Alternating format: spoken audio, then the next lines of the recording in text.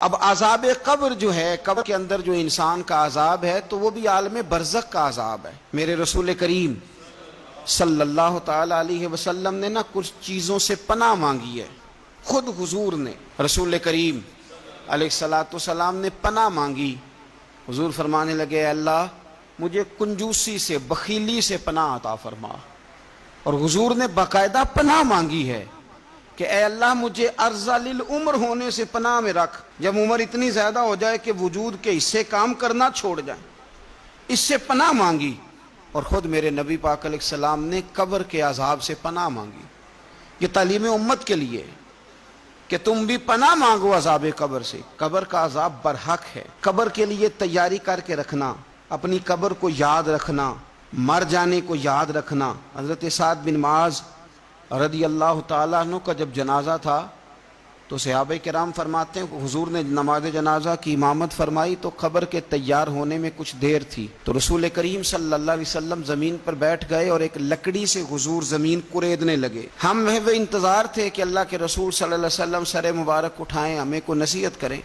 فرماتے حضور نے سر اقدس اٹھایا تو حضور کی آنکھوں میں آنسو تھے، اور رو کے حضور فرمانے لگے، رو کے کہ اس قبر کے عذاب سے رب کی پناہ مانگو اور اس کے لیے تیاری کر لو، یہ بڑا سخت دن ہے۔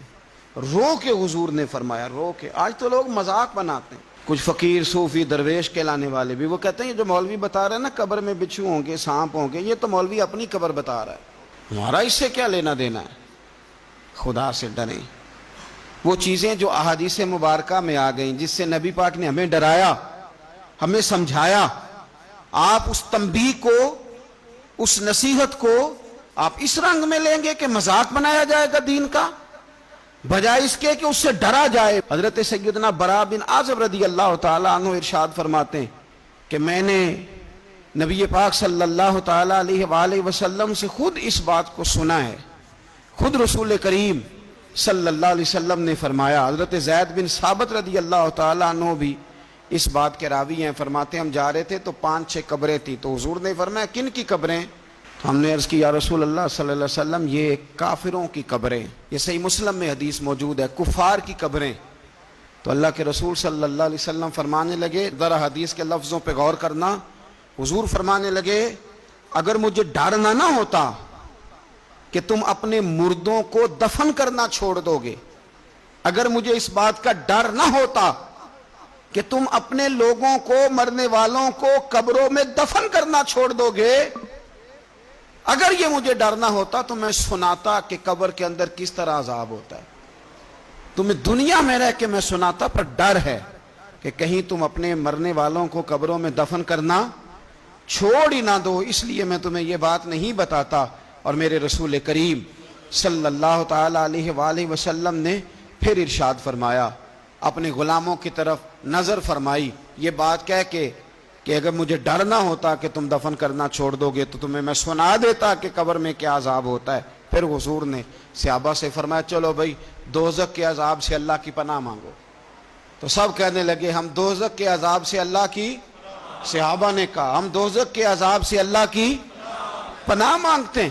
پھر نبی پاک صلی اللہ تعالی علیہ وسلم نے ارشاد فرمایا تم سب کہو کہ ہم قبر کے عذاب سے اللہ کی پناہ مانگتے ہیں۔ تو صحابہ نے کہا ہم قبر کے عذاب سے اللہ کی پناہ مانگتے ہیں۔ پھر میرے رسول پاک علیہ الصلوۃ والسلام نے فرمایا تم کہو، سارے یہ کہو کہ ہم ظاہری اور باطنی فتنوں سے اللہ کی پناہ مانگتے ہیں۔ تو صحابہ نے کہا کہ ہم ظاہری اور باطنی فتنوں سے اللہ کی پناہ مانگتے ہیں۔ پھر میرے محبوب علیہ السلام نے فرمایا تم کہو کہ ہم دجال کے فتنے سے اللہ کی پناہ مانگتے ہیں۔ تو صحابہ کرام نے کہا کہ اے اللہ ہم دجال کے فتنے سے تیری پناہ تیری پناہ میں آتے ہیں۔ نبی پاک علیہ السلام نے یہ الفاظ کہہ کے، یہ بات بتلا کے ہمیں سمجھا دیا، ہمیں قائل فرمایا محبوب نے۔